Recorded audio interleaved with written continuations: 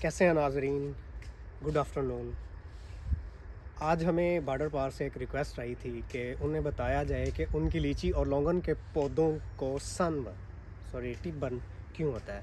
Tip burn से मुराद वो deficiency है या पत्तों के अंदर उन अज्जा की कमी है जिनकी वजह से इनकी टिप इस तरह ख़राब होती है। ठीक है, अमूमन लीची एक सेंसिटिव प्लांट होता है, इसके अंदर ये प्रॉब्लम ज़्यादा होती है बनस्बत दीगर प्लांट्स के। तो हम इसे मुख्तसर समझने की कोशिश करते हैं कि ये क्यों होता है, क्या वजूहात हो सकती हैं।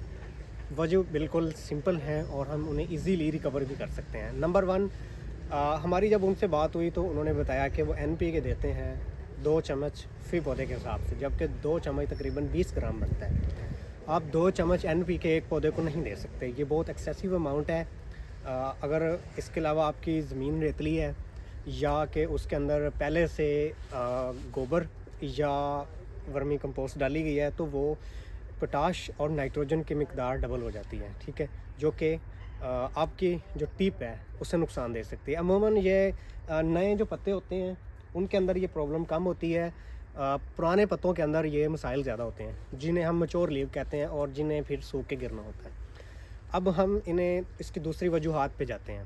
जो नंबर 2 पे है वो है कि आपका जो पानी है वो अल्कलाइन है, खारा है। 0 से लेके 14 तक एक स्केल होता है pH का, उसमें जब वो 7 से हिंसा ऊपर जाता है तो वो फिर खारा होता जाता है, और 5 से या 6 से नीचे जो होता है वो होता है एसिडिक। ठीक है, तेज़ाबी। अब जहाँ तेज़ाबी इन्हें डिस्टर्ब करता है वहाँ पे इन्हें खारा भी डिस्टर्ब करता है, और खारा तो बहुत ही करता है। इन्हें पानी चाहिए 5.5 यानी 5.5 टू 6.5, 6.5 तक। जबकि अगर आपका पानी इससे ऊपर है, 7 की रेंज में है, तो फिर टिप बर्न लाजमी होगा। ठीक है, अब हम आते हैं आखिरी साइड की तरफ कि कुछ लोग काऊ डंग या अदर मैन्योर डाल देते हैं और उन्हें वो डिकम्पोज किए बगैर डालते हैं। ठीक है, आम ज़बान के अंदर हम आपको समझाते हैं गली सड़ी रूढ़ी कहते हैं, गला सड़ा मैन्योर। ठीक है, डिकम्पोज मैन्योर।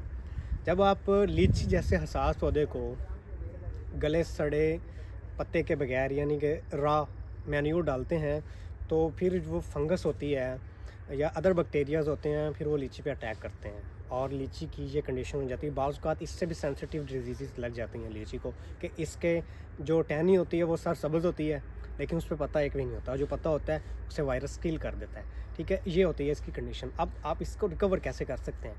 सबसे पहले आपने उसे केमिकल फर्टिलाइज़र देना बंद करना है, जो कि आप पहले ज़्यादा मिकदार में दे रहे हैं।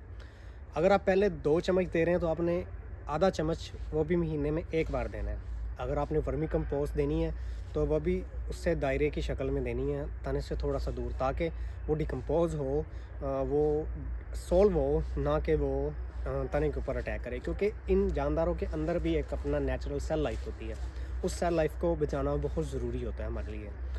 और इसके बाद अगर आप चाहते हैं कि आप नेचुरल की तरफ जाएँ, तो उसके लिए कुछ लोग माइक्रो ऑर्गेनिज़म का इस्तेमाल करते हैं। इफेक्टिव माइक्रो ऑर्गेनिज़म है, या बैक्टीरिया कल्चर का इस्तेमाल करते हैं। तो उन बैक्टीरिया कल्चर के ज़रिए वो मैन्योर को, पत्तों को डिकम्पोज कर लेते हैं, खाद बना लेते हैं। उसका भी आप इस्तेमाल कर सकते हैं। आप उन्हें डायरेक्टली स्प्रे नहीं करें, क्योंकि उनके अंदर जो बैक्टीरिया कल्चर होता है वो बिलियंस ऑफ बिलियन के मिकदार में होते हैं और वो पत्ते को चट खा सकते हैं। ठीक है, आपका जो पौधा है वो बिल्कुल एक रफ़ कंडीशन में आ सकता है। अब एक वैरायटी मेरे पास ये है, सराही इसे मकामी ज़बान में कहते हैं, और एक वैरायटी मेरे पास ये है, इसे गोला कहते हैं। इसके भी कुछ पत्तों में टिप बर्न है, और एक वैरायटी है ये बदाना। अमूमन बदाना में आजकल टिप बर्न ज़्यादा देखने को मिल रही है, लेकिन होता गोला में पहले ज़्यादा होता था। तो आप तीनों चीज़ें करें, पानी को चेक करवाएं, खारा पानी देना बंद करें, उसके बाद ज़्यादा मिकदार में खाद देना बंद करें, और तीसरे नंबर पे जो आप रूढ़ी दे रहे हैं, उन्हें गोबर दे रहे हैं, उसे डिकम्पोज करने के बाद अपनी सब्जियों को जो किचन वेस्ट हैं उसे कुछ दिन 2 से 3 हफ्ते तक आप पानी के अंदर रख सकते हैं, और जब वो बदबू आना बंद हो जाएगी, फर्मेंटेशन पूरी हो जाएगी, तो आप उसको भी 1:20 के साथ पौधों को दे सकते हैं। उसके अंदर भी नेचुरल एक्सट्रैक्शन हो जाती है, नाइट्रोजन, पोटाश, ETC। तो आपको लीची के मामले में थोड़ा हसास रहना है, खुद से रिसर्च करनी है,